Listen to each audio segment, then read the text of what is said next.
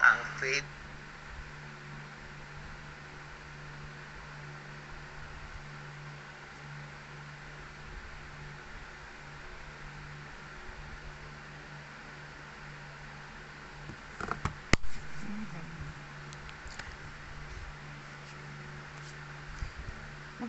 Magandang umaga po sa inyong lahat at sa lahat ng mga ating taga-subaybay, makakasama sa umagang ito sa ating devotion. Magandang umaga po sa inyong lahat. At sa araw na ito ay patuloy nating pasalamatan ng ating Panginoon sa kanyang pag-ibig, pag-iingat at biyaya na tayo ay binigyan niya ng panibagong buhay na may kalakasang nagmumula sa kanya. Salamat din sa Panginoon dahil iningatan niya tayo ng buong magdamag na walang gawa ng kaaway ang nagtagumpay sa ating buhay dahil mayroon tayong great protector ang ating Panginoon. Napakabuti ng ating Diyos, di ba? Napakabuti at maibigin at patuloy na pinakalingan niya tayo kahit na pasaway tayo. Lagi niya tayong pinapaalalahanan, kinakalinga at patuloy niya tayong pinagpapala sa lahat ng parte o sitwasyon o aspeto ng ating buhay. Kaya pasalamatan natin ang Panginoon sa kanyang kabutihan sa atin sa umagang ito. Alam po ninyo ay mainit na naman at kagabi umulan naman umulan ng hindi naman kalakasan, kaya nakita namin, nasa libis kami kagabi, pero paglabas namin ng Max, umuulan. Kaya buti na lang merong mga sasakyan yung aming mga kasama, yung mga pastor. May mga sasakyan sila at nakisakay kami pa uwi. Papunta doon ay merong pinasabay kami sa isang pastor din at pauwi, sabay ulit kami sa isang pastor ulit. Yan. Wala kasi hindi pwede mag-drive si Pastor Greg. Ayoko muna siya mag-drive. Kasi minsan, nanghihina siya. Lalo na pag nagugutom. Hindi naman niya alam na yung sarili niya. Oy Greg, uminom ka na?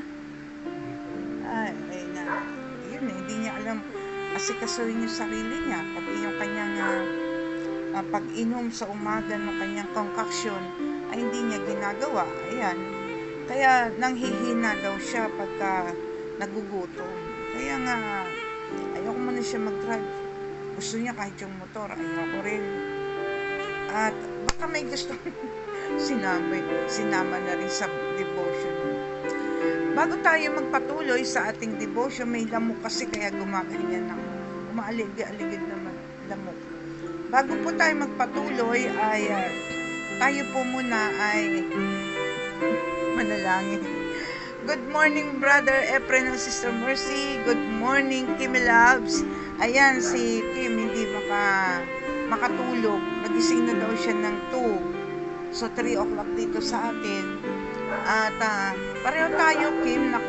Nagising ako ng 2. Tapos, after 1 hour, nagising na naman ako. So, mga 3:47 ay nagising na naman ako. Hindi na ako nakatulog. Hinintay ko na lang itong 5 o'clock. At pasensya na po kayo kasi ako na naman. Kasi si Noriel ay bumabawi ng lakas dahil ilang araw na daw siyang puyat na hindi makatulog. Kaya ngayon kasi wala siyang pasok. Parang si si Honeybee mo, Kim, wala din pasok kasi Sabado at saka Linggo. Pero bukas daw ay pwede na siya. Pero sa ngayon, ako muna daw. Kaya ako muna ang inyong mga kasama. Anyway, ang ating pag-uusapan ngayong umaga ay yung tungkol sa yung mga binanggit ko rin kahapon sa live natin. Pero ito po ay specifically ay nakalagay po dito sa Bible. Kaya sige lang, tayo ay manalangin bago tayo magpatuloy. Thank you, Lord. Panginoon, maraming salamat sa patuloy na pag-iingat mo po sa amin, sa buong magdamag. Salamat po, O Diyos, dahil patuloy na binigyan mo kami ng panibagong lakas at buhay sa araw, para sa araw na ito. Salamat sa pag-iingat mo sa amin sa buong magdamag na walang gawa ng kaaway ang magtatagumpay sa aming buhay dahil ikaw ang aming great protector. Kaya masamahan mo po kami sa aming pag-aaral sa umagang ito at patuloy na ikaw po ang magturo sa amin, magsalita sa amin sa pamagitan ko at patuloy na maituro ang iyong salita ng buong dalisay, puro at katotohanan. Patuloy na pagpalain mo din ang mga makakasama ko sa devotion na ito at patuloy, O Diyos, na maluhalhati ka sa aming mga buhay. Maraming salamat, O Diyos, at patuloy na ikaw po ang sumama sa amin sa oras na ito. Ito po ang daming dalangin sa pangalan ng aming Panginoong Hesus. Amen at Amen. Yung ating pong pag-aaralan sa umagang ito medyo mahaba, mula verse 1 hanggang 23 ng Mark 13. Sa Matthew 24 po ay nabanggit din po itong mga bagay na ito. Kung nabasa niyo po ang Matthew 24 ay nabanggit din po ito. Kaya lang ay syempre iba-ibang salita ang nagagamit nila, pero pareho po, di ba? At ibang chapter, si Matthew sinulat niya ito nandun sa Matthew 24 at si Mark nandito po siya sa Mark 13, pero pareho po ang ating pag-uusapan. Ayan, Kimi Loves. Kasi wag magkakape. Ako nagkape din kagabi, konti lang, kalahating tasa. At saka si Pastor Greg, at saka si Arian doon sa Max Restaurant. Pero nakatulog naman kami. Ako kasi walang epekto sa akin yung pag-inom ng kape sa gabi. Natutulog pa rin ako, nakakatulog pa rin ako. Pag inantok na ako, minsan nga hawak-hawak ko yung cellphone, nalalaglag na yan dahil nakatulog na pala ako. Anyway, patuloy tayong magsaliksik ng salita ng Panginoon at maging handa tayo sa mga darating na panahon, lalo na sa panahon natin. Alam nyo ba na tayo ang last hooray ng ating generation? Kasi ang generation natin ay mula sa pagsilang ng ating Panginoong Hesus hanggang sa kanyang pagbabalik. Pero yung generation na to ay maraming sitwasyon, parang generation to generation din. Kasi mula sa pagsilang ng Panginoon hanggang sa kanyang kamatayan, hanggang sa kanyang muling pagbabalik. Tayo na nabubuhay ngayon sa panahon na to or sa susunod na panahon, siguro mga 5 years from now or 10 years from now, wag naman sana kasi sobra ng hirap yun at baka hindi natin makayanan. Na yan, yung last hooray nga tayo. Kung naunawaan nyo po yung ni Julie De Vega ba yun? Yung nag-champion sa relay. Alam niyo ba yung relay na sports? Yung relay po, takbuhan. Yan, takbuhan po yan. Pagkatapos meron po mga nakaabang kung saan yung unang tumakbo, ipapasa niya yung kanyang baton doon sa pangalawa hanggang sa matapos. Ang pinakahuli, yun po ang pinakamagaling. Ayan. Pinakamagaling. Kita nyo si Julie Vega, yung ating sprinter. Patay na ngayon yun kasi nagkaroon din ng cancer. Siya po yung pinakamagaling na runner natin noon at pinakamagaling sa buong Asia. Kaya po siya laging nagcha-champion. Siya po yung pinakahuling aabutan ng baton.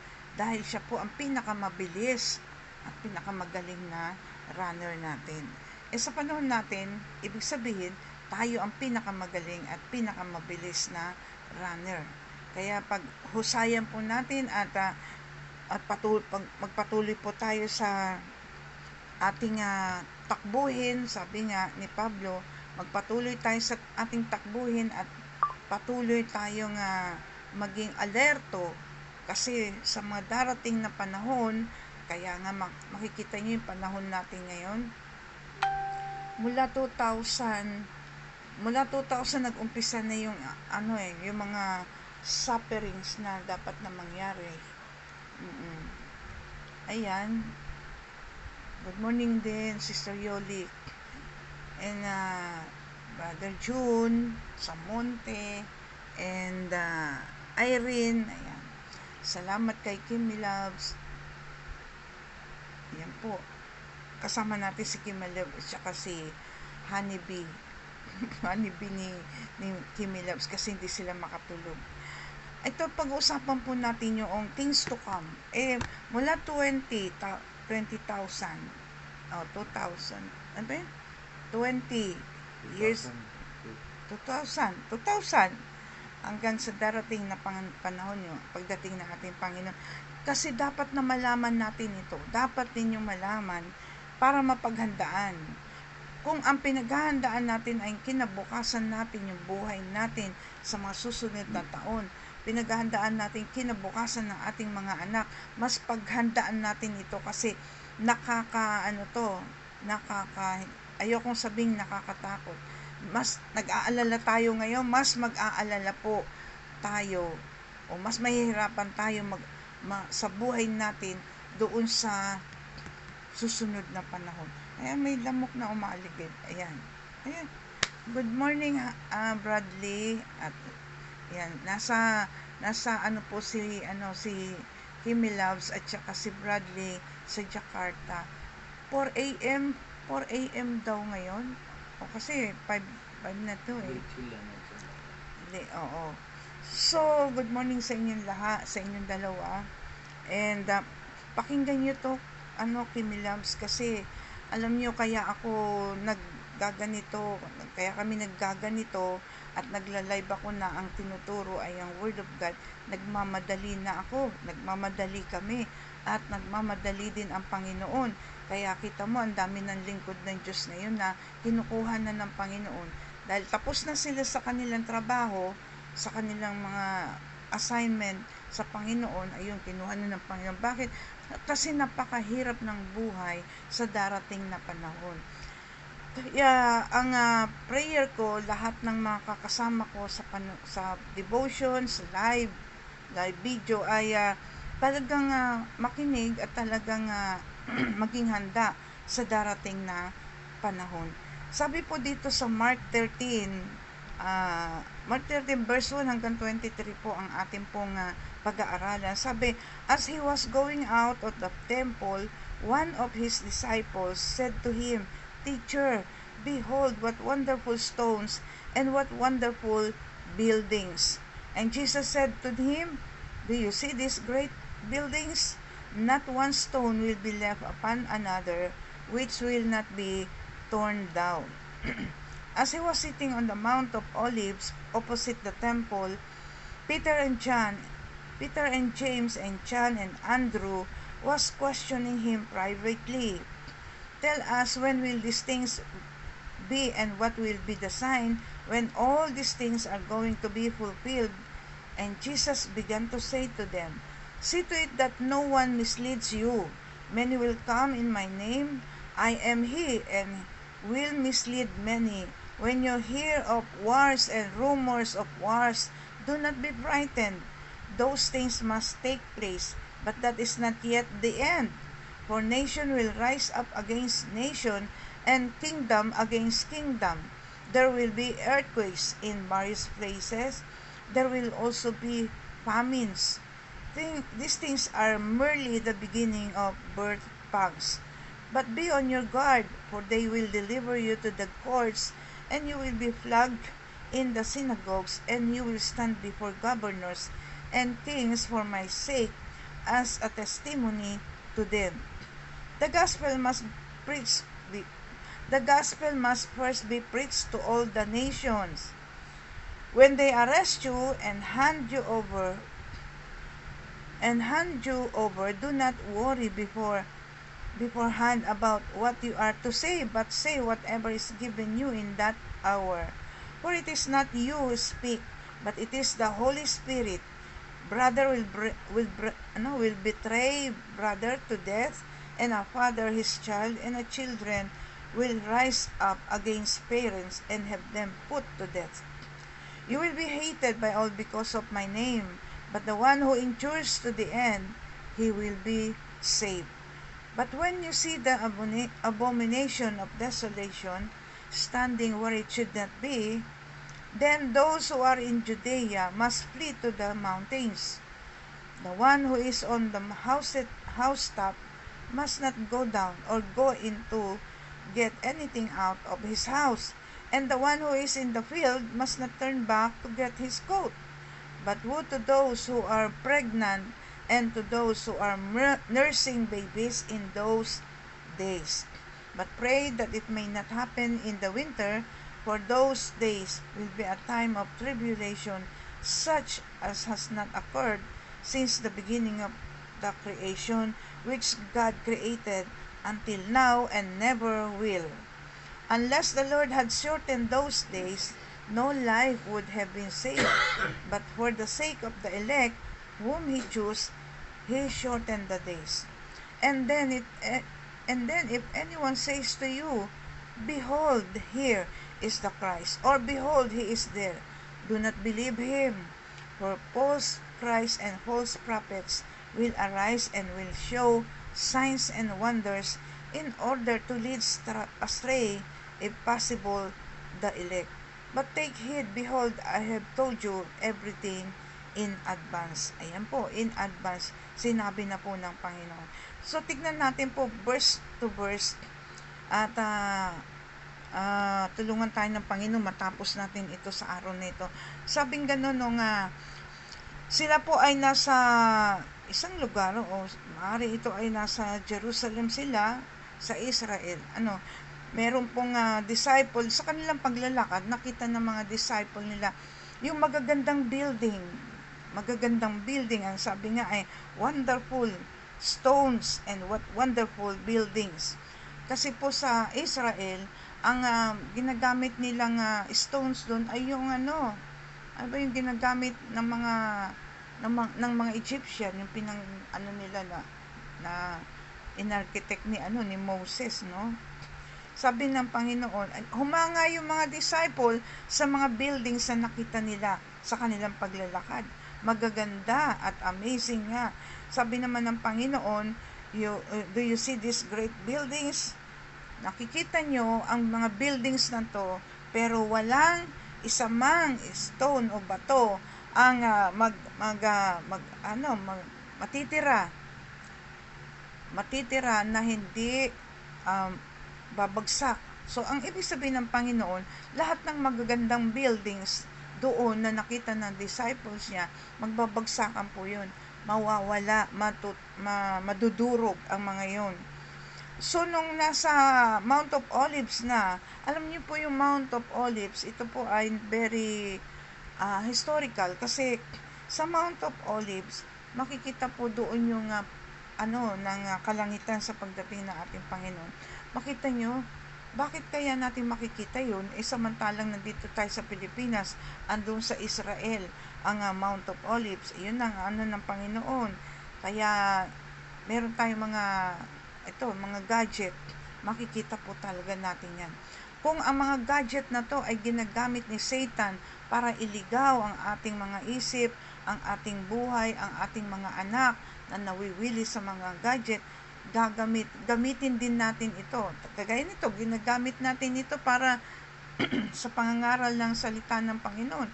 Ginagamit natin ito sa mga bagay na makakabuti sa atin at ginagamit natin ang mga bagay nito sa tulong sa atin para maunawaan natin ang mga pangyayari sa ating mundo, sa ating pagtatrabaho, sa mga ginagawa natin upang maging mabilis. Pero see to it na ang paggamit natin dito ay moderate at ito ay ginagamit natin hindi tayo para makasakit ng kapwa, gumawa ng masama, at maligaw ang ating isipan kasi ang mga bata ngayon na naluloko sa mga gadget, yung gadget na lang ang kanilang pinagtutuunan, minsan nakakalimutan na nilang yung kanilang pag-aaral, ang Panginoon nakakalimutan na nila.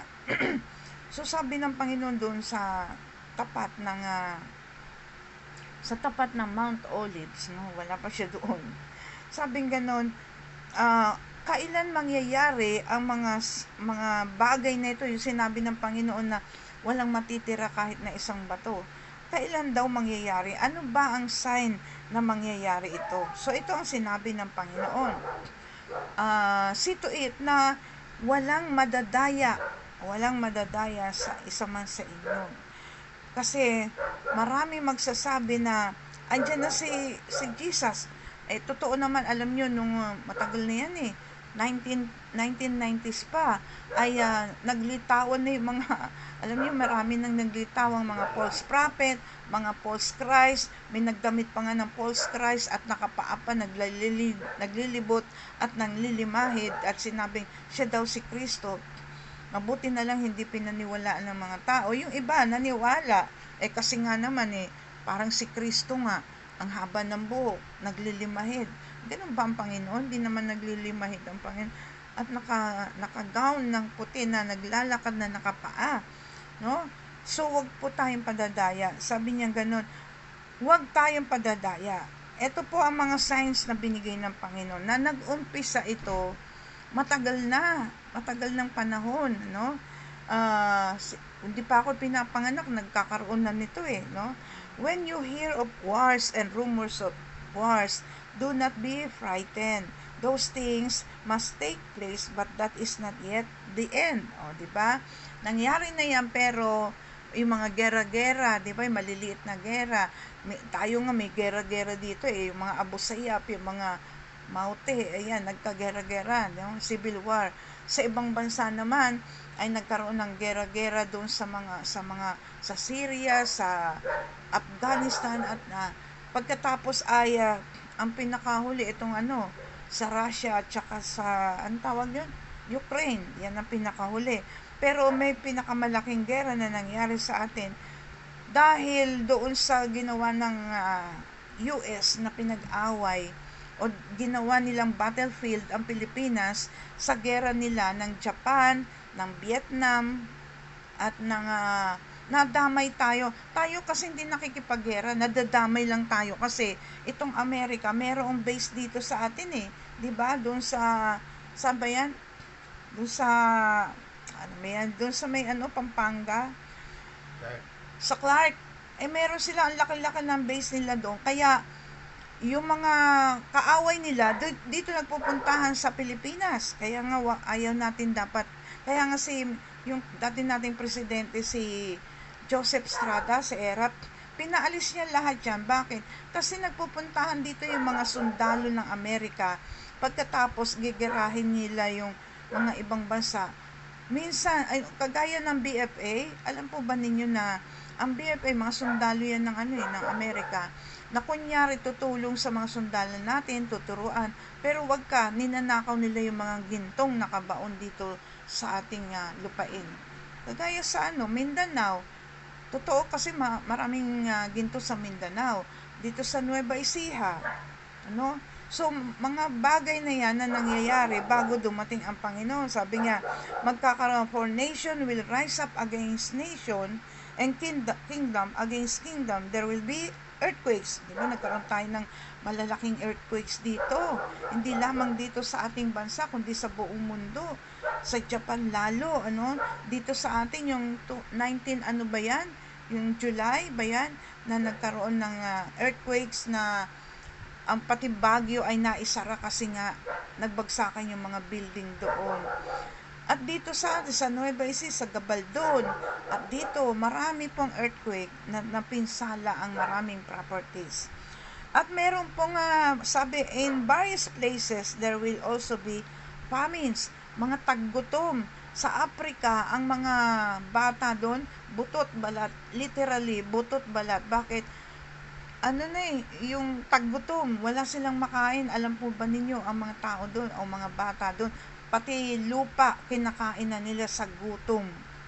Lupa kasi sa kanila, yung lupa nila parang putik dito sa atin. Sa kanila, kinakain ng mga bata yun dahil sa matinding gutom. May gobyerno naman sila pero hindi sila inaasikaso. Dito sa atin, bihira lang yung magutom kasi kung mamamali mo sila, may mga mabubuting kalooban naglilimos, di ba? So, may mga taggutom at anong sabi niya, yun lahat ng nabanggit na yun ay beginning of the birth pangs. Ano yung birth pangs? Umpisa lang po ito ng pagle-labor ng isang buntis. Kasi po yung, di ba yung buntis, pag siya ay manganganak na, masakit na, di ba? Hindi pa masyadong masakit. Pero habang nalalapit yung araw ng kanyang panganganak, ay pasakit, patindi ng patindi ang sakit ng kanyang tiyan. At sinusubaybayan na siya ng doktor kung ilang cm na, at pagka nag-pull na, saka pa lang, habang nanganganak siya pati, sobra na ang sakit. Di ba? Yung iba nga nagpapa-pain, ano ba yan? Pain na, papaano na good morning Sister Yuling. So, habang nandun siya sa delivery room, ay lalong nagiging masakit. Yun po ang ibig sabihin ng birth pangs. These things are merely the beginning of birth pangs. Yung mga nabanggit na yan, ay kakunti pa lang ang sakit niya, nagle-labor pa, pasulpot-sulpot pa nga lang di ba? Pag tayo ay yung mga babaeng manganganak, pasulpot-sulpot pa nga yung sakit niyan, hindi naman tuloy-tuloy. Pero pagka dumating yung yung pinaka due date mo, ayun, wala nang tigil ang sakit. Talagang sakit ng sakit. Sabi nga ng mga nurses o doktor, kapag hindi pa ganun ang sitwasyon mo, sasabihin nila na, hindi pa manganganak yan. Ako, sinabihan ako kasi napapangiti pa ako. Hindi pa manganganak yan, humingiti pa no? Yun yung yung pag nandun ka na sa operating, sa delivery room, hindi na tumitigil ang sakit. Yun po ang ibig sabihin ng ating Panginoon dito, na darating yung panahon na ang earthquakes ay talagang patindi ng patindi at wala nang tigil. Yung taggutom ay patindi ng patindi at wala nang tigil ang lahat. Kagaya niyan, nagmahal lang ang sibuyas nagreklamo na at nagtantrum sa ang buong Pilipino na hindi naman dapat ay nananalangin sila nananalangin tayo mga Pilipino para tulungan tayo ng Panginoon sa matinding paghihirap na ito na dadanasin. Excuse me po. Sabi doon sa verse 9, sabi, but be in your guard, for they will deliver you to the courts and you will be flogged. Flag yung hahampasin, di ba? Kagaya ng mga ginawa nila sa Panginoong Hesus ng mga Romans, kung paano nila pinaghahampas sa ating Panginoon. Ito po ay nangyari sa ating mga apostol, yung mga alagad ng ating Panginoon. Pero mangyayari pa rin ito sa mga darating na panahon. Ay, nako. And ito po ang dahilan kung bakit tayo nagmamadali at kung bakit na dapat tayong matuto at mag-aral ng salita ng Panginoon. Sabi rito sa verse 10, the gospel must be preached. Must first be preached. The gospel must first be preached to all the nation. Kailangan po, unang-una sa lahat, ay maipahayag ang salita ng ating Panginoon ng kaligtasan. Kaya natin tinatawag yung kaligtasan, sabi kasi ay yung the gospel.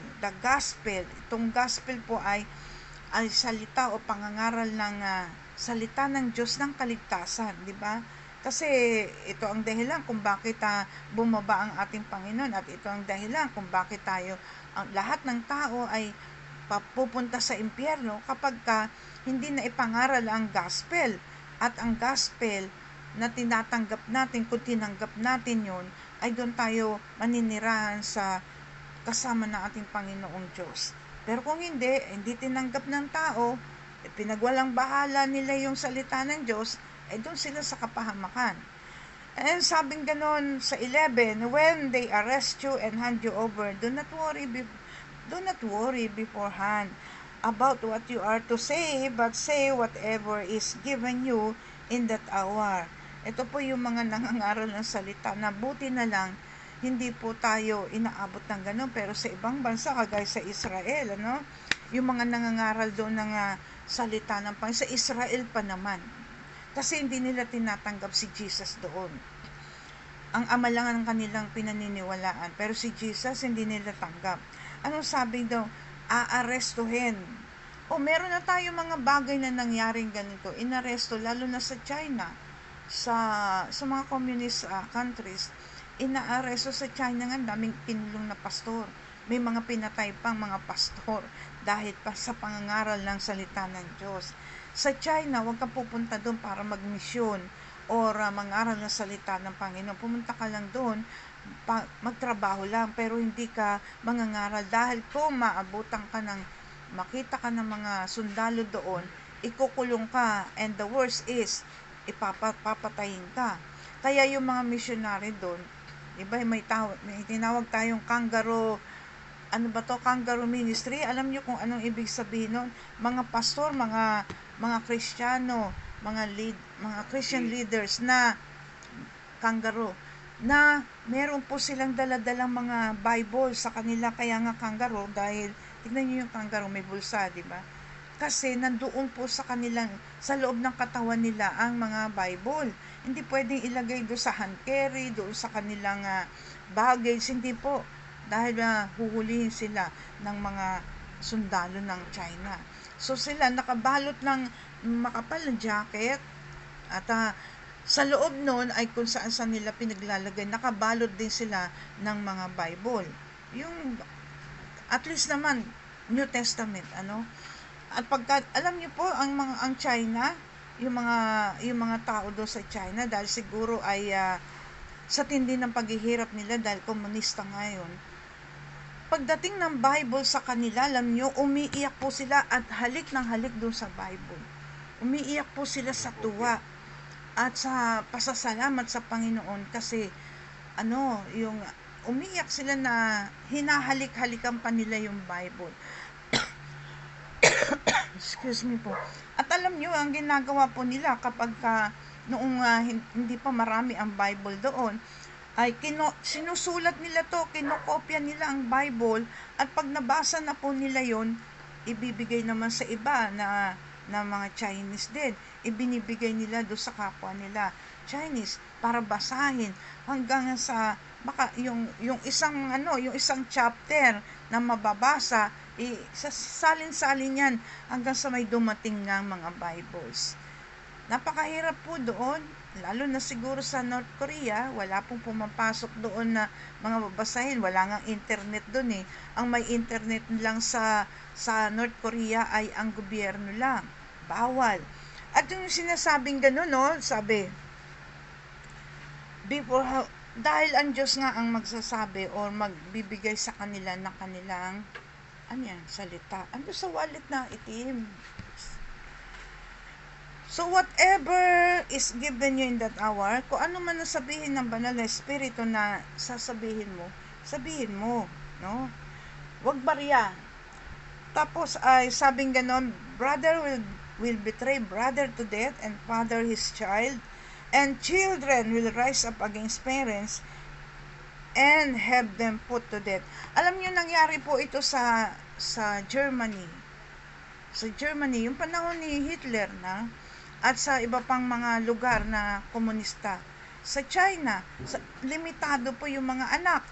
Sa China, ilan lang ba pwede nilang maging anak? 2 lang.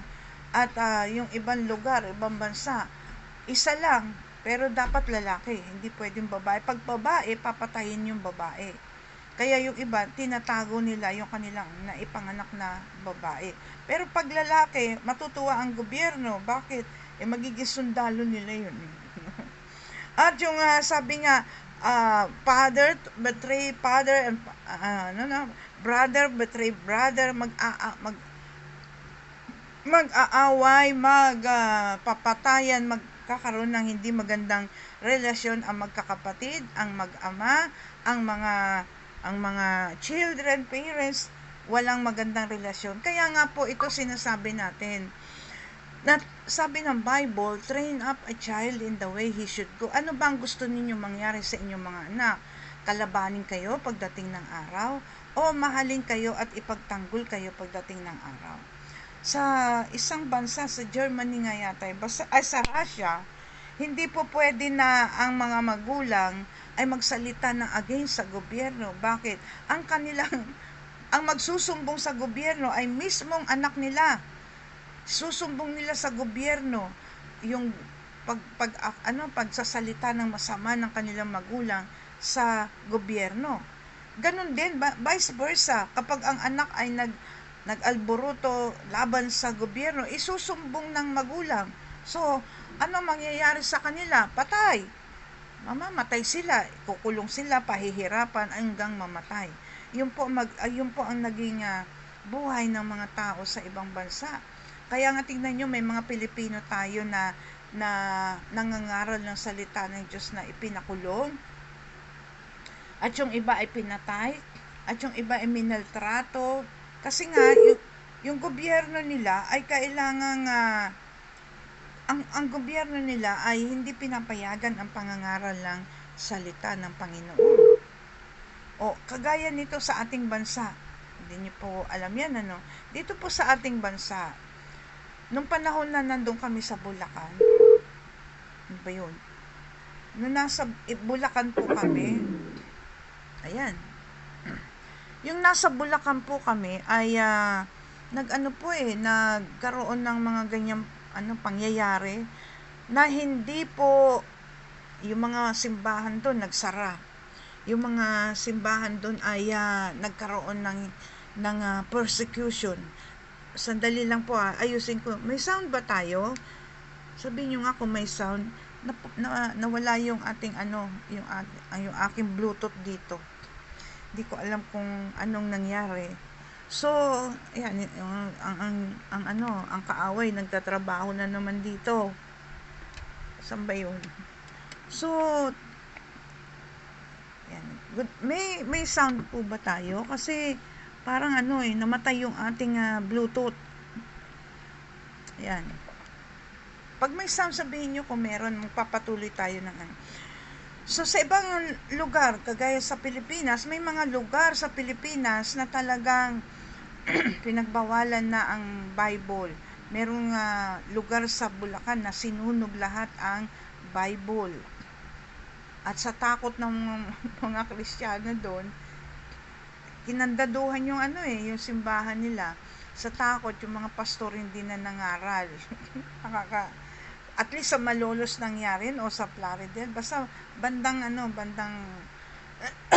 sa malalim na lugar ng And makikita nyo po doon na yung mga sinasabi dito ng Bible, nangyari na noon pa at mangyayari pa sa panahon natin at sa darating na panahon. Sabing ganon, magagalit o kasusuklaman ng mga tao ang mga yung mga kagaya nating mga kumikilala sa ating Panginoon for the sake of Jesus' name. Kung kinikilala na sa Israel, ganun po, pinipersecute ng mga Israelites yung mga tao na nangangaral ng salita ng Panginoon. Kinukurse pa nila kahit na doon sa maraming tao ay kinukurse nila yung ating yung mga nangangaral ng salita ng Panginoon. Kaya kaya kailangan po ayan, thank you po Brother Efren. Kaya po kailangan natin na maging matatag kasi itong mga ito ay darating na hindi natin maiiwasan. At ang sabi dito sa verse 13, you will be hated by all because of my name, but the one who endures to the end, he will be saved. Ang lahat ng makakapagtiis, mananatili hanggang wakas, ang siyang maliligtas. Kaya ang prayer nga natin wag nating danasin to. kuhanin na tayo ng Panginoon bago mangyari ito, kasi ito ay during tribulation no? Wala po itong katpara, walang katulad. Pero makikita nyo na who endures who endures to the end, he will be saved. Ang hirap. Alam nyo po, ang hirap. Sabi nga po may nagsabi na, paano kapag ka ikaw ay dinatnan na o naiwan sa rapture, tapos meron ka mga mahal sa buhay. Ang mahal mo sa buhay, ang kanilang aatakehin, hindi ikaw. Bakit? Kasi kung ikaw, okay lang. Excuse me po. Okay lang, 'di ba? Pero halimbawa may anak ka at siya yung pupugutan ng ulo. Ay ba, syempre, magkaano ka doon? Magwawala ka, mag-iiyak at sasabihin mo, ako na lang, 'di ba?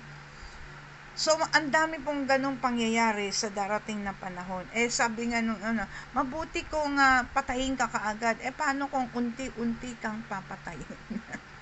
Halimbawa, yung pupugutan ka ng ulo, paano kung ang pampugot nilang ulo ay yung ng sardinas? Unti-unti, grabe, no? Yung mga panakot ng mga pastor nung araw. And then, sabing ganun tignan natin 14, but when you see the abomination of desolation standing where it should not be, then those who are in Judea must flee. Ito na po yung yan verse 14 hanggang 17 ay ito na po yung mangyayari kapag nag-rapture na, pagkatapos ay tribulation na. Sabihin ganun ay yung mga nakita mo yung yung abomination. Ano ba yung abomination? Yung paglapastangan doon sa templo, doon sa Israel o sa Jerusalem. Yung templo na alam niyo po ba na mayroong, 'di ba, yung yung dome. Yung dome, yung makikita mo pag pinakita yung Israel, merong dome doon na kulay gold. Gold po talaga 'yun purong gold po talaga yun. At yun po ay hindi temple ng mga sumusunod sa Panginoon. Yun po ay templo ng mga Muslim, ng mga ni Ismael, ni Esau, yung mga yung hindi kumikilala sa Panginoong Jesus. Yun po ang kanilang templo. Pero alam po ba ninyo, hindi ko alam kung alam din ng mga Muslim ito, yung mga nagpupunta sa, yung mga sa Mecca, ganyan, na itinatayo na yung templo. Ngayon po, itinatayo na po ang templo. At pagdating ng araw na yun, na nandyan na yung templo, kita nyo, tatayo na doon Antikristo. At pagkatapos ay lalapastanganin niya ang lahat ng bagay na nasa templo. Paano niya lalapastanganin ito? Lalapastanganin niya ito sa pamagitan ng siguro ay ipagtatatapon niya, wawasakin niya, at yung iba naman siguro ay parang bindisyonan, yung lamok lumilipad sa harap ko. Yung parang aangkinin niya, yun po yung abomination of desolation. Lahat ng bagay sa templo ay lalapastanganin ni Antikristo at ng kanyang mga alagad. So doon po sabing ganun, kapag dumating yung panahon na yun, huwag ka nang tatakbo para umuwi at kunin ang mga bagay na gusto mong kunin. At huwag ka nang pupunta sa mataas ng bundok, sabing ganun. Huwag ka nang, yung mga nasa Judea, huwag ka nang tumakbo sa bundok. At yung mga nandoon sa bubong, ay huwag ka na rin bumaba. Yung mga anything, yung kukunin mo pa, magbabaon ka pa para tumakas ka, hindi ka na makakatakas. At yung mga nandoon sa field, huwag ka nang kukuha, uuwi ng gagamitin mo yung coat, yung pang ginaw. Huwag na. At sabi nga po dito, sabing ganun, mapapalad or kawawa ang mga buntis sa panahon na yun. Kawawa, lalo na yung mga may babies na nag-nursing. Anong ibig sabihin? Yung nagpapadede pa ng baby nila, yung bagong silang. Kawawa yung kasi wala na pong ipapadede yung nanay. Aba, hindi na po sila makakabili ng kanilang pangangailangan di ba? Ito po yung verse 19 na sinasabi, ay 18, sabi ng Panginoon, but pray that it may not happen in the winter. Ano po ibig sa ng winter? Taglamig. Wag daw tayong ipag-pray natin na hindi mangyari ito sa tuwing taglamig. Greg, nawala yung Bluetooth mo. For those days, sa verse 9, for those days will be a time of tribulation. O, tingnan nyo, such as not occurred. And since the beginning of the creation, which God created until now and never will. Hindi pa nangyari ang mga bagay na yung kahit na noong bago lalangin ang ating mundo at hindi mangyayari kailan pa man. So, yung mga pangyayari na binanggit, sobrang yon sobrang antindi ng hirap na daranasin. Ang tawag po doon ni Pablo ay great tribulation. Sabi nga hindi pa, for those days will be a time of tribulation such as has not occurred. Hindi nangyari since the beginning of the creation. Hindi nangyari ito kahit na sa umpisa pa lang ng creation, walang nangyaring ganung hirap. And never will be. At kahit sa mga darating na panahon ay hindi po mangyayari. Walang mangyayaring ganung paghihirap at ganung galit po kasi yun ng Diyos no? Kung ayaw po nating magalit ang Diyos, ay gawin po natin yung tama. Sa verse 20 sabi, unless the Lord had shortened those days, no life would have been saved, but for the sake of the elect, whom He chose, He shortened the days. Napansin nyo po na ang panahon ngayon ay mabilis matapos. Ang bilis, di ba? At paiksi ng paiksi ang panahon. Di ba? Napansin nyo po ba yan? Na ang bilis ng ngayon nga parang parang January lang nung nakaraang Ngayon August na. September na, matatapos na naman ang September, maya-maya December na, tapos na naman ang isang taon, at January na naman. Ang bilis ng panahon, sabi nga natin, ang bilis ng panahon. Kasi nga po, pinapaiksi ng Panginoon ang panahon, dahil kung hindi, walang maliligtas, lahat ay pupunta sa impyerno. Ano ang ginagawa ng Panginoon? Pinaiksi niya ang panahon para sa kanyang mga pinili. For the sake of the elect, whom He chose. Alam po ba ninyo yung for the sake of the elect, whom He chose? Yung Israel, meron pong maliligtas sa Israel, pero matindi ang kanilang aabutin. Matindi po yung kanilang paghihirap na dadanasin. At yun nga yung sinasabi doon, ang manatiling tapat hanggang wakas ang siyang maliligtas. Pero ito po sinabi, sake of the elect, whom He chose. Ito po yung mga sa atin. Tayo po ay chosen by election. Hindi po tayo talaga chosen. Ang mga Israelites, ang chosen people. Tayo po ay elect. We are chosen by election. Kaya nga sabi ko sa inyo, before the foundation of the world, pinili na tayo ng Panginoon at nakasulat ng ating mga pangalan sa aklat ng buhay. Sa Israel, sila talaga ang chosen people. Bayan ng Diyos yun Pero tignan po ninyo ang kanilang kasasapitan dahil sa tindi ng kanilang kasalanan at hindi nila pagtanggap sa ating Panginoon. Siyempre po may mga maliligtas na Israelite, mga Hudyo, may mga maliligtas kasi meron namang mga maboborn again doon meron namang magiging tagasunod ng Panginoon At yun po yung sinasabi ng Panginoon dito na dadalhin sila sa mga sa synagogue, sa mga templo upang i-flag or hampasin, parusahan, huhulihin at papatayin sila yung mga Israelites na born again. Ganon ang hirap na kanilang dadanasin. Lahat ng mga nagsasabing Kristiyano, yung tapat na tagasunod ng ating Panginoon, ay makakaranas ng mga pahirap, pero hindi kagaya ng pahirap na gagawin o mangyayari sa Israel dahil sobra po ang kanilang pagiging pasaway, samantalang doon isinilang ang ating Panginoong Hesus. Pagkatapos, yun po ang pinili ng o yun po ang chosen nation ng Panginoon. Sabi nga ng Ama ay ito yung bansa na parang naging ano niya. Kung tayo ay bride of Christ, yan naman ay wife of God, ating Ama, ang ating Amang Diyos. Wife of God, tayo naman ay bride of Christ, di ba? Lahat ng mga nakakilat sumunod sa Panginoon pagkatapos na siya ay mamatay, nagkaroon ng church. Yung church na yan, yun ang tinatawag na bride of Christ. At pag-aaralan din po natin bakit nagkaroon ng bride of Christ, no? At kailan na forma yung church. And sabing ganon, and then if anyone says to you, behold, here is the Christ, he is there, do not believe him. So nangyari na marami na pong nagsasabi nito andyan na si Christ, andyan na.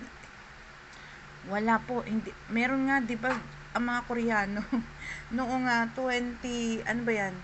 2020 yata. Ha?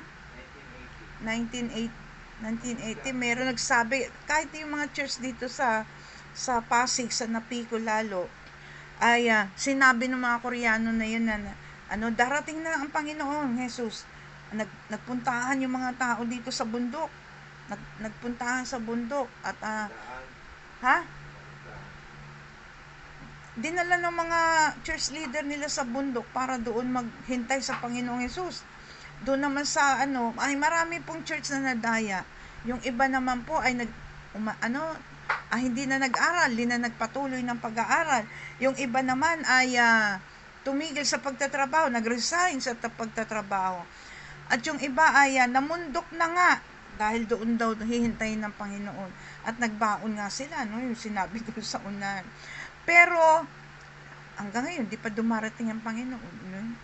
Kasi mayroon takdang panahon ang pagdating ng Panginoon. Sabi nga yung katulad ito na isang babaeng manganganak, yung birth pangs. Hindi pa naman tayo dumarating sa puntos na yon. Hindi pa po ganun ang tindi ng paghihirap.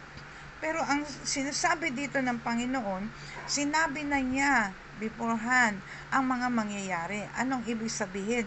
Ibig sabihin, maghanda na po tayo. Paghandaan po natin ang lahat ng bagay para sa ating ikabubuti at para tayo ay manatiling tapat sa ating Panginoon hanggang wakas. Huwag natin ipagkakait yung mabuting balita ng kaligtasan sa ating kapwa, lalo na sa ating mga anak. Kaya nga sabi ng Proverbs ay, train up a child in the way he should go, and when he is old, he will not depart from it. Dalawang bagay yun. Kung tinrain mo yung anak mo na maging makadiyos at kilalanin ng Panginoon, he will not depart from it. Kung sila ay malaki na, magiging, yun nga sabi, di ba, magkakapatid, magmagulang, sila na mismo ang magsusumbong sa gobyerno para ipahamak ang kanilang pamilya. Kung ang tinuro mo sa pamilya mo ay ang umibig at magtiwala sa Diyos, hindi niya gagawin yon. Pero kung hindi mo tinuruan ng iyong pamilya, yung iyong mga anak, hindi mo tinuruan na magkaroon ng relasyon sa Panginoon, ipapahamak ka nga niya pagdating ng panahon. Sila yung magsusumbong or yung mga magulang ang magsusumbong. Tignan niyo po sa Amerika, kahit dito yata hindi yung mga teacher at mga magulang, hindi niyo pwedeng paluin ng inyong mga anak, hindi niyo pwedeng disiplinahin. Basta-basta. Bakit? Bawal. May batas pong ganun. Sa Amerika, merong isang bata doon tumawag ng pulis. At pumunta naman yung mga pulis doon sa kanilang bahay. At tinanong ko sino ba yung tumawag sa kanila. Sabi ng bata, siya daw. Bakit? Kasi yung kanyang magulang dinidisiplina daw siya. Ayaw niya na mag-aral, ayaw niya na pumasok. Yung magulang niya pinipilit pa siya mag-aral. Alam yung ginawa ng pulis, tinawag niya sa malayo sila ng bata at pinangaralan niya yung bata. Pasalamat ka, may magulang kang ganyan. Ano ang gusto mo? Sa ulitin na tawagin mo kami dahil dyan sa mapapalo kita, ikukulong kita, sabi ng pulis. So, yung hindi na maganda ang relasyon. Kasi yung relasyon ay sinira ni Satanas. sinira ng kaaway ang relasyon ng bawat isa. Alam nyo ba na ang ginawa ng kaaway sa lahat sa mundo, di ba? Unang-una, yung pagiging gumon sa droga. Excuse me. Ginawa ng, alam nyo yung drugs kasi, ang meaning ng drugs sa Greek word ay sorcery, pharmakeia. Kaya kung ang United Nations din ang nag-umpisa nito sa kanilang laboratory, kagaya ng COVID-19, yung corona. Yun ang unang ginawa nila para sirain ang tao. Yung isip, no? Yung isip, kasi ang tinitira ng drugs ay yung isip. At saka sabi nga, pharmakeia, sorcery, marami pong dyan, marami pong patotoo tungkol dyan sa bagay na yan na naging, na witchcraft yung mga nagdodroga, no? Pangalawa ay yung sinira nila ang relasyon ng pamilya. Siyempre, pag nasira ang relasyon ng pamilya, sira ang relasyon ng pamilya sa Diyos. Sinira ni Satanas ang relasyon ng tao sa Diyos sa umpisa pa lang. At ngayon sinisira ng mga tao na yan na matataas ang mga pinag-aralan, yung mga yan sa United Nations, nagkampihan yung mga bansa na yan para sirain ang relasyon ng mga pamilya. Yun po ang nakakabahala sa ating, kaya kailangan, kung babasahin po natin ang Bible, basahin po natin ito ng buong panalangin. Kasi hindi po tayo excuse sa mga mangyayari sa darating na panahon. Pero ano sabi ng Panginoon? Manalangin tayo na hindi ito mangyari sa panahon ng winter. Ano yung winter? Taglamig, ano? Dahil kawawa ang tao. Pero salamat sa Panginoon dahil ang Pilipinas ay mahal ng Diyos. Ang Pilipinas ay mahal ng Diyos. Favored niya ang Pilipinas dahil sa ginawa ng mga Pilipino noong panahon pa ni Hitler, na inampun natin ang mga Hudyo sa Marikina, pinakamarami na inampun.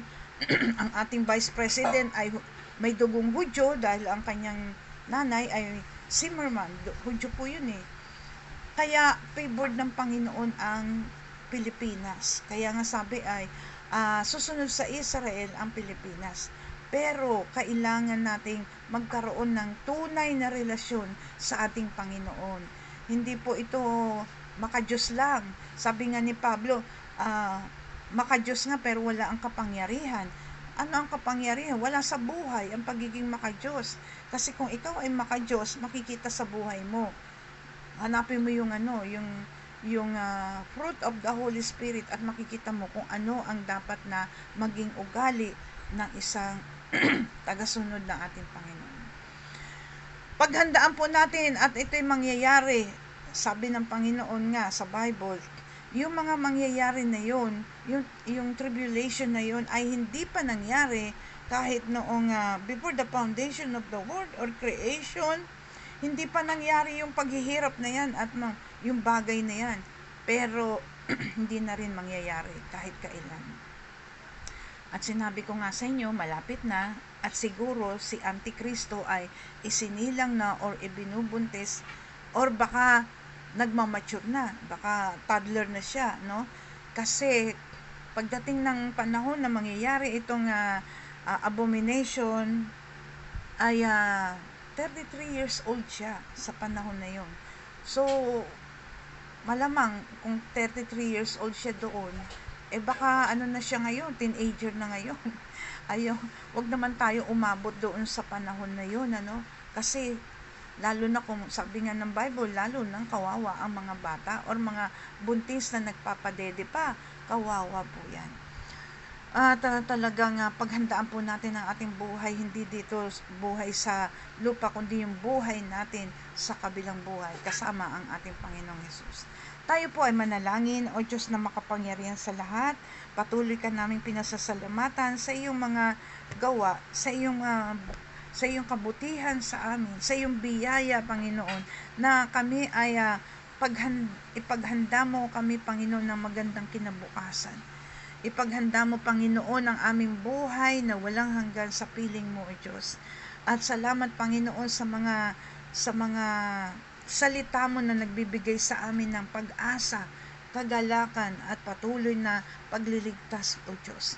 Salamat po at ikaw ang patuloy na gumagawa sa aming buhay upang yung plano mo, ang layunin mo sa amin, sa aming buhay at sa aming bansa ay mangyari, O Lord God. At hindi po ito pwedeng ituwart ng kaaway dahil pinagplanuhan mo na ito, nakatakda na po ito, O Diyos. Salamat po, Panginoon, sa iyong pag-ibig sa bawat isa sa amin na patuloy naming nararanasan ito sa araw-araw, kahit na sinasabi ng mundo na mahirap ang buhay at mahal ang mga bilihin, pero Panginoon, ang economy namin ay nanggagaling sa iyo, hindi sa mundong ito. Kaya maraming salamat, Panginoon, dahil patuloy mo po kaming binibigyan ng pag-asa at kagalakan sa kabila ng mga pangyayaring ang hirap ng buhay, ang daming kaguluhan, pero nandiyan ka, Ama, upang kami ay ipagtanggol, protektahan at patuloy na tugunin ang lahat ng aming mga pangangailangan, maging ito man ay physical, mental, financial, material, emotion at higit sa lahat ang aming spiritual needs. Salamat po, Diyos, maging sa mga may sakit at karamdaman sa mga oras na ito. Salamat, O Panginoon, dahil ikaw po ang magbabangon sa kanila at magmamanifest yung kagalingan na pinagkaloob mo na po sa kanila more than 2,000 years ago. At ganun din, Panginoon, sa mga nangangailangan, sa patuloy na pagtugon mo sa bawat pangangailangan. Sa aming bansa, sa aming Pangulo at dalawang Pangulo, salamat, Ama, sa iyong patuloy na pag-iingat at patuloy na ikaw ang humahawak, nagkokontrol ng aming bansa, ng aming Pangulo at pangalawang Pangulo. Maging sa Israel, Panginoon, salamat dahil ginagawa mong halimbawa ang Israel nito sa amin. At salamat, Ama, sa favor mo dahil patuloy naming pinagpapala ang Israel. Sabi mo nga po, yung mga nagka-curse sa Israel, i-curse mo, at yung mga nag-bless sa Israel ay i-bless mo. Maraming salamat, Panginoon, at patuloy na samahan mo kami sa buong maghapon na ito. Salamat din, Panginoon, sa mga nakasama ko sa devotion na ito, si Brother Efren, Sister Mercy, si Kim at si Bradley, maging Sister Yuling, at maging si Pastora Yoli at Brother June Samonte and si Kuya Oka. Yan po ay nandiyan po sila. Salamat sa pag-aaral natin ito. Sana po ay may natutunan po kayo at kung nag-aalinlangan po kayo, magbasa po tayo ng Bible para po may matutunan po tayo at magkaroon tayo pa ng pagkakaalam at pagkakakilala ng mas malalim sa ating Diyos, Ama, at sa ating Panginoong Hesus. Maraming salamat sa inyong lahat. Pagpalain po tayo ng Panginoon at patuloy po naman magtiwala tayo sa Diyos na makapangyarihan sa lahat. Ito po ang inyong lingkod, si Pastora Tess Pagulay, nagsasabi, mahal po tayo ng Diyos, huwag po natin itong pag-alinlanganan, huwag tayo magduda. At ang pangako niya, sabi niya, hindi niya tayo iiwanan at hindi niya tayo pababayaan. Yun po ang ating panampalatayanan dahil mahal tayo ng ating Panginoon. Hanggang bukas po. Maraming salamat. Bye-bye. God bless us all.